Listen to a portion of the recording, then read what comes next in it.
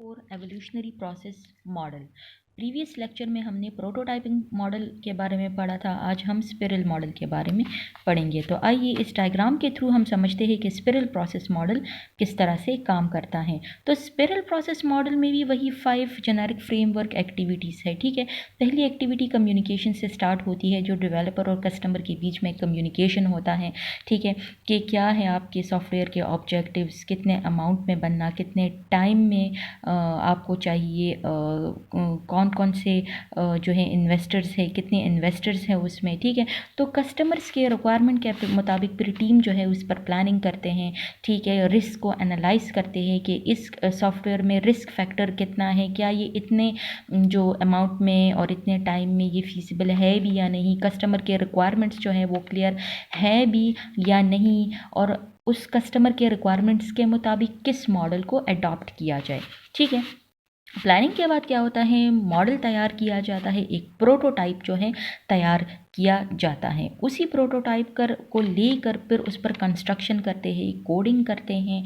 ठीक है, जो प्रोग्रामिंग लैंग्वेजेस उसके लिए चाहिए। ठीक है, फिर मुख्तलिफ़ किस्म के टेस्टिंग उस पर अप्लाई करते हैं, जैसे unit integration, system testing apply करते हैं। ठीक है, और प्रोटोटाइप को बिल्कुल हाईली जो कोडिंग उस पर अप्लाई की जाती है, उसके बाद वो कस्टमर को डिलीवर किया जाता है। तो यहाँ पर फिर कस्टमर के फीडबैक को चेक किया जाता है। ठीक है, तो स्पिरल मॉडल क्या है? स्पिरल मॉडल इसका नाम इसलिए रखा गया है, अगर आप लोगों ने वो इंसेक्ट स्पिरल देखा हो, ठीक है, तो वो भी सेम इसी शेप का होता है। ठीक है, तो स्पिरल प्रोसेस मॉडल में क्या है, हर एक आइट्रेशन जो है वो 360 डिग्री पर रोटेट होता है। ठीक है, तो ये क्या है, यहाँ से स्टार्ट होता है, कम्युनिकेशन से स्टार्ट होता है और फीडबैक डिलीवरी पर एंड करता है। तो ये आइट्रेशन नंबर 1 हुआ। यहाँ फिर रिपीट होता है, अगर कोई मॉडिफिकेशन चाहिए तो फिर रिपीट होता है। तो ये आइट्रेशन नंबर 2।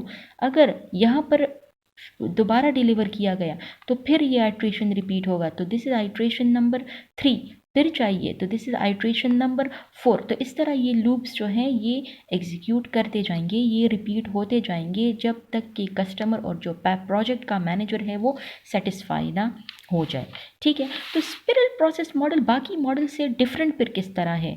ठीक है, तो spiral process model is a risk driven process model. Spiral process model जहाँ पर रिस्क की बात आती है तो फिर स्पिरल प्रोसेस मॉडल को टैकल किया जाता है, चूज़ किया जाता है, क्योंकि स्पिरल प्रोसेस मॉडल के हर फेज में रिस्क को जो है एनालाइज किया जाता है, उसको टैकल किया जाता है। तो ये वाला जो मॉडल है ये रिस्क के पॉइंट पर बहुत ज़्यादा फोकस करता है।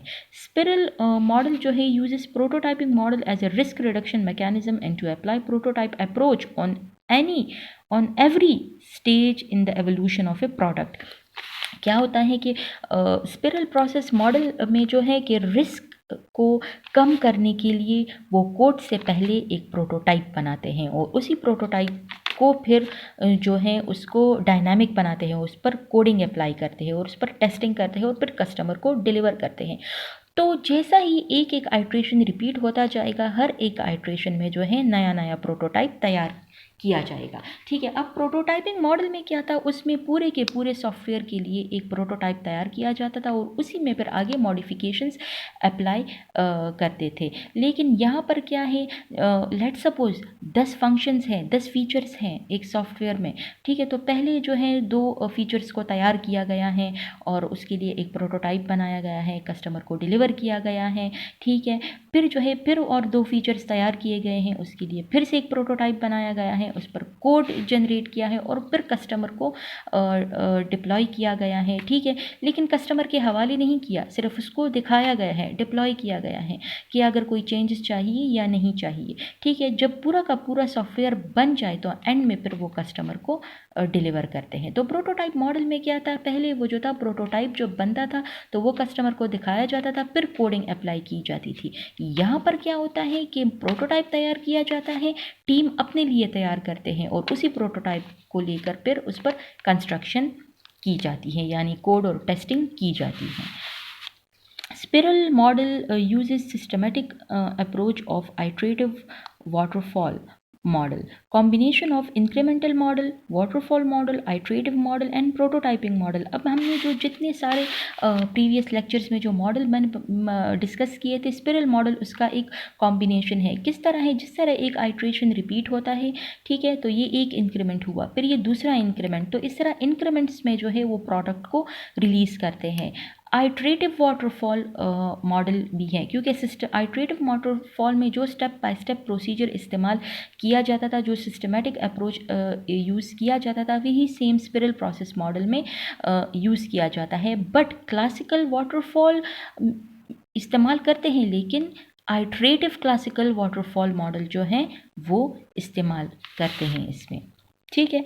और क्या है कि वाटरफॉल मॉडल आइट्रेटिव मॉडल भी है और प्रोटोटाइपिंग मॉडल भी है, क्योंकि आइट्रेटिव है, रिपीट हो रहा है, ये लूप्स रिपीट हो रहे हैं, ठीक है, कस्टमर की फीडबैक को लिया जा रहा है और ये आइट्रेटिवली ये रिपीट हो रहे हैं। प्रोटोटाइपिंग मॉडल भी है, क्योंकि हर एक कोड से पहले टीम अपने लिए एक प्रोटोटाइप तैयार करते हैं और इसी प्रोटोटाइप को लेकर फिर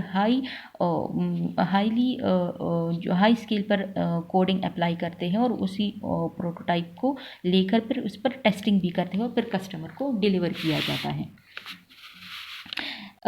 एंगुलर डायमेंशंस, ये जो एंगुलर डायमेंशंस है ना, यानी यहाँ से लेकर यहाँ तक ये प्रोग्रेस बताता है कि हमारे कितने फेजेस पर काम हुए हैं और कितना काम हुआ है और कितनी दफ़ा जो है ये स्पिरल रिपीट हुआ है। When requirements are unclear and complex for large projects, each iteration executes in 360-degree angle when changes occur at any time, ठीक है। हर एक आइट्रेशन जो है वो 360 डिग्री के एंगल पर रिपीट होता है और ये मॉडल तब इस्तेमाल होता है जिस तरह के प्रोटोटाइपिंग में इस्तेमाल होता था कि जब कस्टमर के रिक्वायरमेंट्स क्लियर ना हो, इस तरह ये मॉडल भी तब इस्तेमाल होता है जब कस्टमर के रिक्वायरमेंट्स अनक्लियर हो, बहुत कॉम्प्लेक्स हो और उसमें रिस्क फैक्टर बहुत ज़्यादा है, तो फिर स्पिरल प्रोसेस मॉडल को चूज़ किया जाता है, ठीक है। और ये लार्ज प्रोजेक्ट्स के लिए इस्तेमाल होता है, ठीक है। यहाँ पर ये देखिए, ये एक आइट्रेशन है, फिर ये दूसरा है, फिर ये तीसरा है एंड फिर ये चौथा है।